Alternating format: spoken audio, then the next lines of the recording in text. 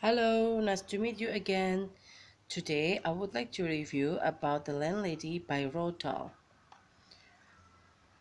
Dahl's chilling short story, The Landlady, was originally published in The New Yorker in November 1959. This short story is horror story and it provides some themes such as indecisive, deception, and acceptance. It also has interesting plot to attract the readers and let them follow the story as well as read it. So, don't miss it. As the story starts in The Landlady, 17-year-old Billy Weaver is on his way on his employer's hotel in Bath, England.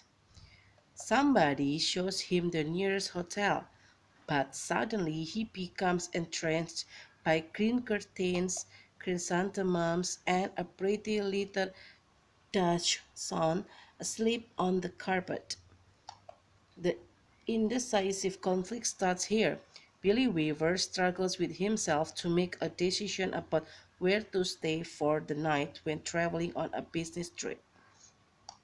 Then he meets the landlady.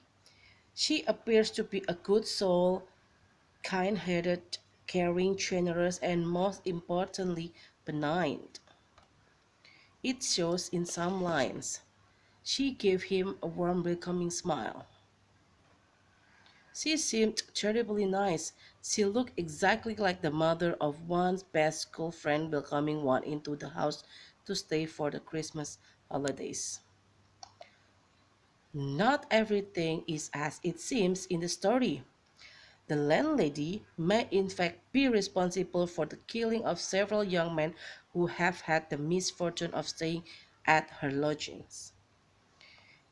It is also interesting that despite the landlady saying to Billy that both of Mr. Mulholland and Mr. Temple are staying on the fourth floor, the lodgings themselves are absent of any items like coats or umbrellas that might be left in the hallway by either man.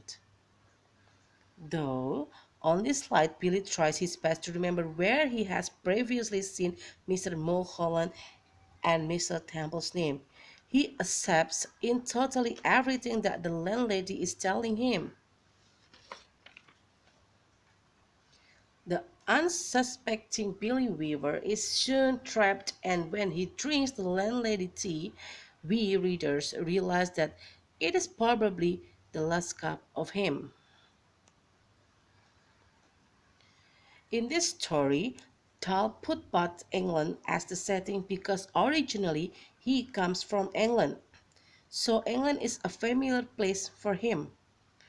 At the beginning of the story, Billy Weaver's business trip appears to be influenced by Dahl's experience when in 1934 he left his school and worked for Shell because he wanted to travel to somewhere far such as Africa and China.